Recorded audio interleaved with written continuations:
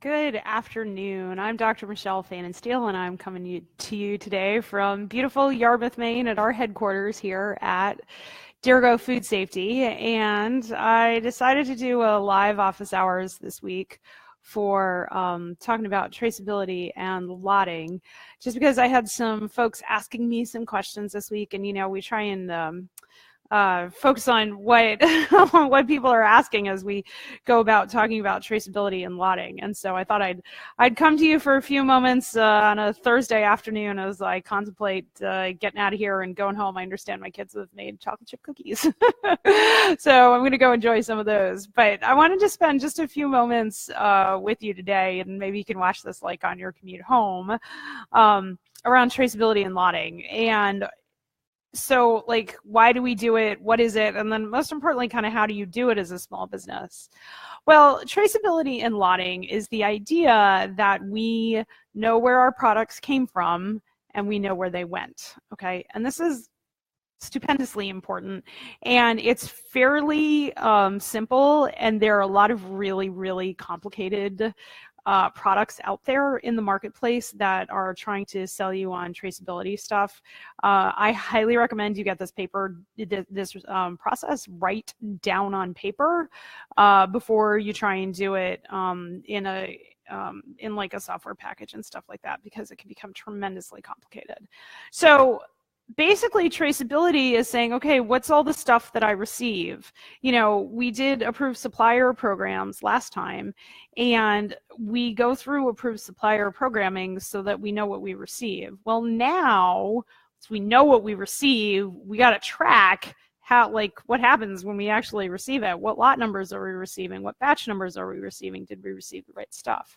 Okay, and those two things are tied pretty intimately together. And so we write down when stuff comes in, what comes in a fairly, specific amount of detail. Then we keep track of that stuff as we use it, not only for inventory purposes. Understanding that you are running out of salt is incredibly important before you run out of salt. So, and you can use a lot of inventory tracking to help understand that, when you get to 30%, you got to put in another order for salt. So we keep track of things as they go through the production process, all right? And then we keep track of things when they leave, because you got to know what you sold to whom in case of a recall, okay? And so that's, truly, those are the 3 steps of traceability. It is really not that complicated. Before I hopped on here, I looked at our traceability SOP, which I swear to God is like 6 lines long, and that includes an explanation of how to lot.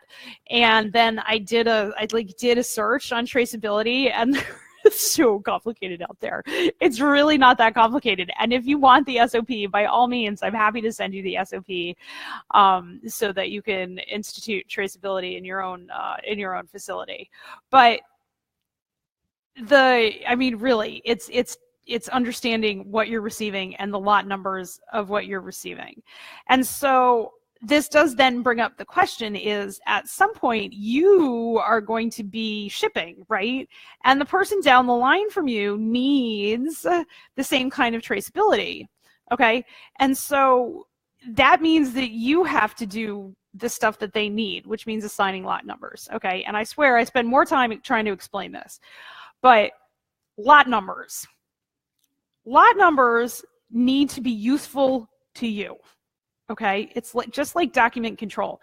If it's a whole string of numbers that makes no sense to you, then it's not useful. Okay, it needs to be useful to you and probably understood by like normal human beings who work for you. And so there are really only a couple of things that we talk about when we talk about lotting. We talk about adding a lot of people lot by date, because most of us organize our production by date, right? And the most popular way, I think, probably of doing that is Julian dating. Okay, so Julian dating is where you number the days of the year from 001 to 365. So January 1st is day 001. January 2nd is day 002. January 31st is day 031, and February 1st is day 032. Okay, so it just counts up through the year. So, and these calendars are available online, and you just Google them and get them. And so you determine the Julian date of the year. I think we're in the 190th, but I'm not 100% sure. Okay, determine the Julian date of the year. All right, and then you add the year code. Okay, and so January 2nd, 2018 would have 002 2018. And look, all of a sudden you have a 6-digit lot code that looks like a lot code. Okay. Now, if you have multiple lines, if you have multiple products or whatever, you can just append information on that. I just did a lot coding project with somebody where they have 2 different lines. And they make their products on both lines. And so we do the Julian day, the year. Okay, so that's a 7-digit number, I guess, not 6.